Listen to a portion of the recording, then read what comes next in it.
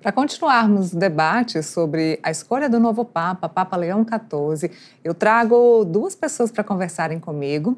Temos na linha aqui comigo Gerson Leite de Moraes, que é teólogo. Oi, Gerson, seja muito bem-vindo. Boa tarde. Olá, Neila, boa tarde. É uma alegria estar com você, é uma alegria também estar com o professor aqui. É uma satisfação. Temos conosco também o professor brasileiro Lucas Souza Martins, ele que ensina na universidade em que se formou o Papa Leão XIV, a Vila Nova University. Muito boa tarde, seja bem-vindo também.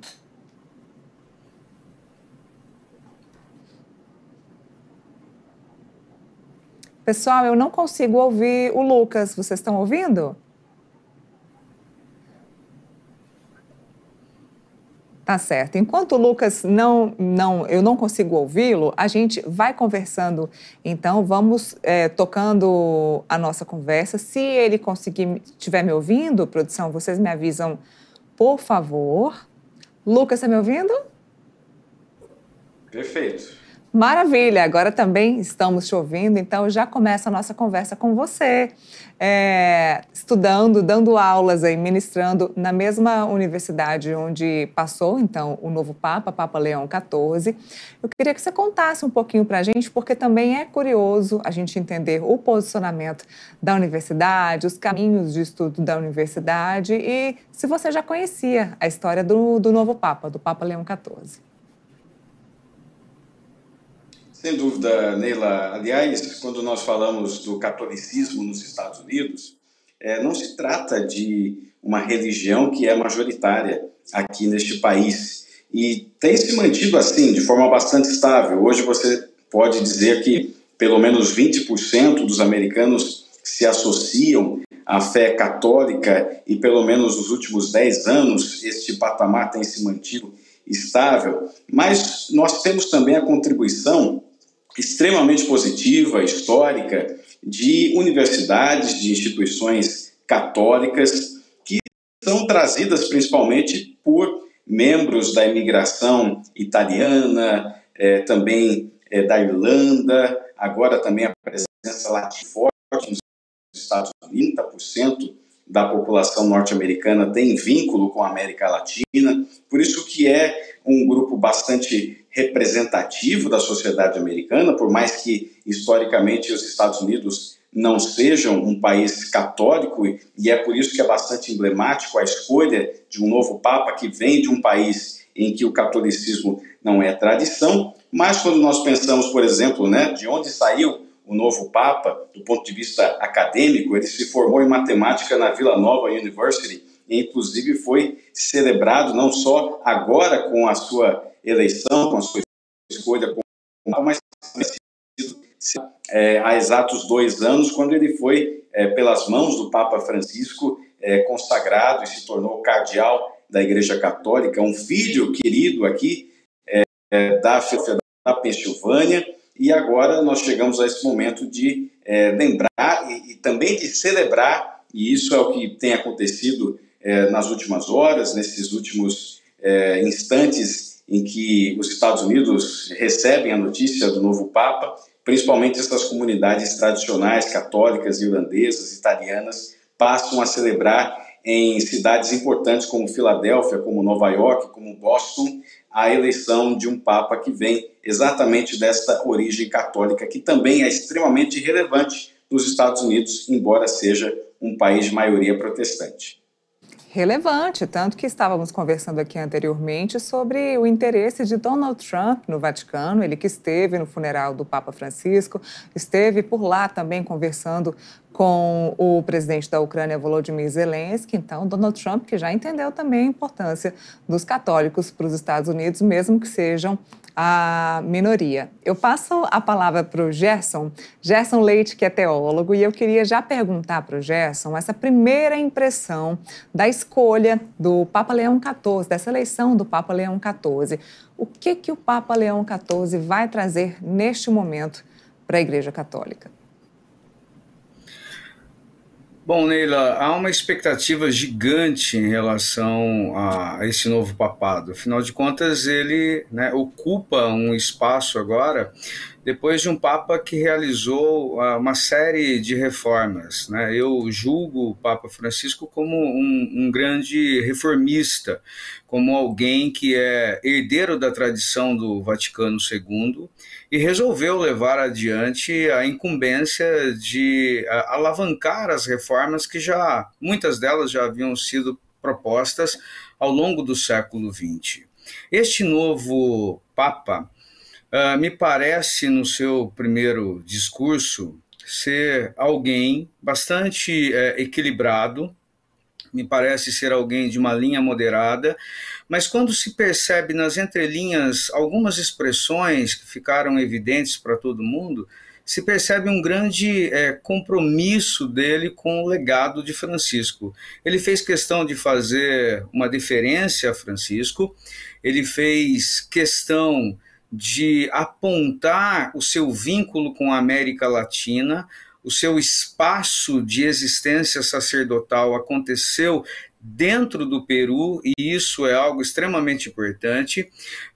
Ele, com toda certeza, conhece as dores da América Latina, conhece a história da América Latina, e neste momento, nesta conjuntura política internacional, o que nós esperamos é que ele, de fato, trate a América Latina a partir da sua experiência, a partir do que ele viu aqui na América Latina. E o fato dele mencionar o Peru logo na sua primeira fala é, de fato, algo simbólico e extremamente importante. Então, a América Latina não será um quintal dos Estados Unidos, apesar de termos um Papa estadunidense.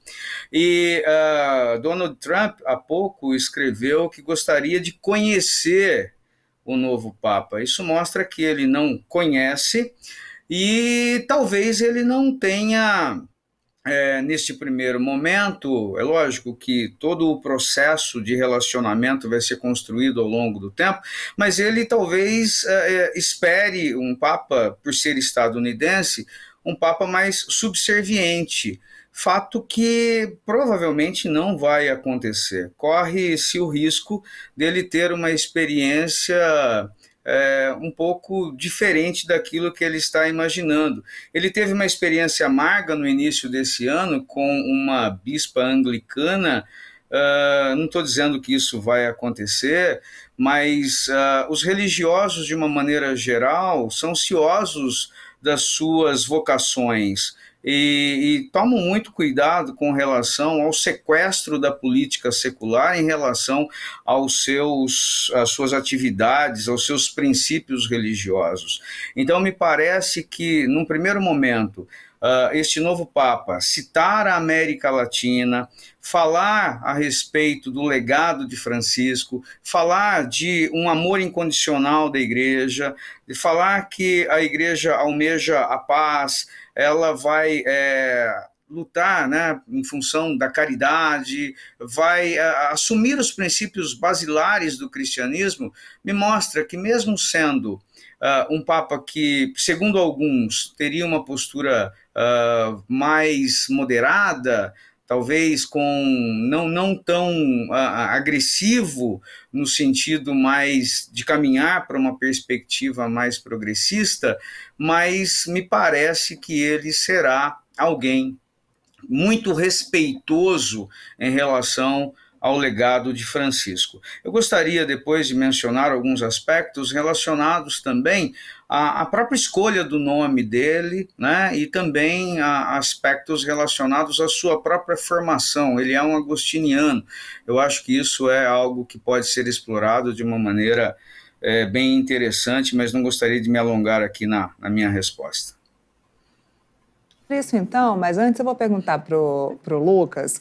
Lucas, sobre a universidade, é interessante que você fale para a gente também. A universidade, ela tem alguma conexão com o catolicismo ou foi uma escolha aleatória, digamos assim, uma escolha unicamente educacional do novo Papa, então, para sua formação?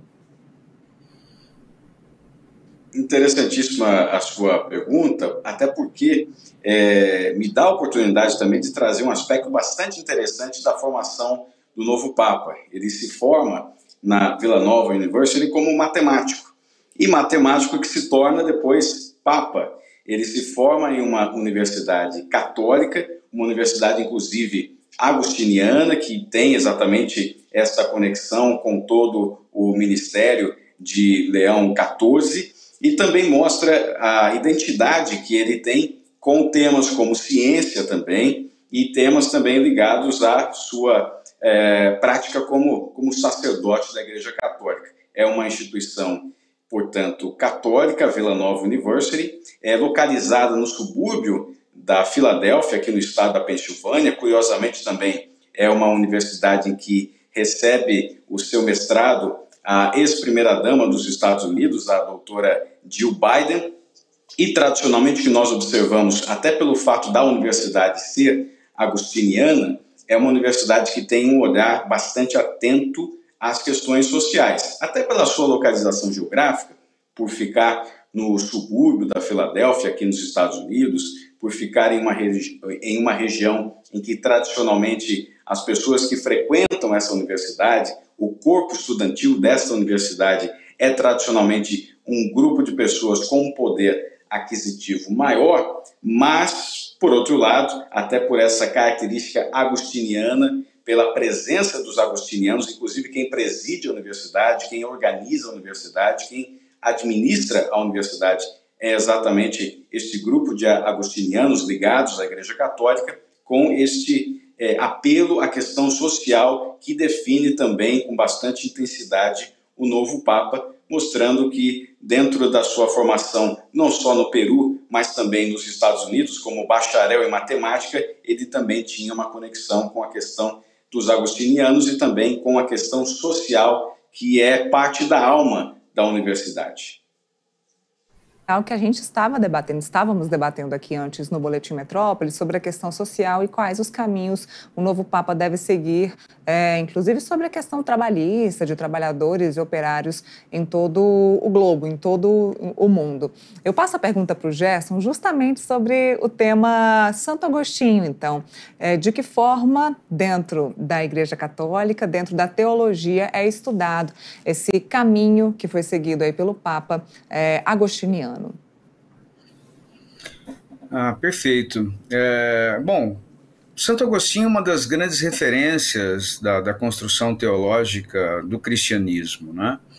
Então, eu gostaria de fazer uma relação com a grande obra de Santo Agostinho, que é a Cidade de Deus. Essa obra nasceu num momento muito crítico da vida da Igreja Católica. Afinal de contas, a Igreja Católica, dentro do Império Romano, no final do século IV, o Império Romano acaba se transformando num império cristão. O cristianismo passou a ser a religião oficial do Império Romano. E, neste contexto, começaram a aparecer uma série de invasões bárbaras. E muitos romanos e pessoas que viviam dentro do Império Romano diziam, puxa, mas enquanto nós éramos politeístas, né, nós não sofríamos esse tipo de ataque. Agora que abraçamos o cristianismo, parece que o Deus do cristianismo é um Deus fraco, que não é suficientemente poderoso para nos proteger. E isso incomoda Santo Agostinho e faz com que ele escreva esta obra chamada A Cidade de Deus. E na Cidade de Deus, ele faz uma defesa apaixonada do cristianismo e mostra que, apesar das lutas no dia a dia, apesar da presença do mal neste mundo, na chamada cidade dos homens, o verdadeiro valor do cristão está exatamente na cidade de Deus, que está num outro horizonte, está numa outra perspectiva. Mas cabe ao cristão viver esse drama e essa tensão no mundo. Ele mira a Jerusalém celestial, mas vive na cidade dos homens, fazendo política, fazendo economia, comprando, vendendo, se relacionando com pessoas e enfrentando as dificuldades do dia a dia. Há uma fala do próprio Papa Leão XIV sobre isso, dizendo: estamos todos juntos, o mal não vai prosperar. É algo muito interessante vindo deste agostiniano, que repercute de alguma forma a perspectiva do próprio Agostinho lá atrás, dizendo, olha, estamos aqui vivendo nesta terra de dores, de dificuldades, mas nós vamos vencer, nós vamos superar isso, porque o verdadeiro comandante, aquele que é soberano sobre as nossas vidas, há de nos conduzir até esta mansão celestial. Então, me parece que, nesse sentido, quando ele menciona que ele é filho da tradição agostiniana, isso precisa ser realçado, né? Agostinho dizia que Deus era a vida da vida dele, e, de fato, a gente espera que esse Papa possa, de fato, ser um grande representante da tradição agostiniana, que é muito rica, mas também de toda uma tradição que segue os passos de Jesus Cristo, que pode, de fato, fazer diferença neste mundo, num mundo bastante complicado, marcado por guerras, por conflitos, marcado por disputas. O Papa terá muito trabalho pela frente e nós esperamos que ele consiga levar isso a bom termo. Bom, agradeço muito a participação dos dois aqui no nosso Boletim Metrópolis, o diálogo interessantíssimo. Muito obrigada, Gerson Leite, teólogo. Obrigada mais uma vez pela participação aqui no nosso boletim. Foi uma alegria, estou sempre à disposição. Lucas, muito obrigada também, viu? Obrigada pela gentileza de participar conosco aqui nessa tarde. Uma alegria e também uma alegria compartilhar a tela aqui com o Gerson. Bom, a gente continua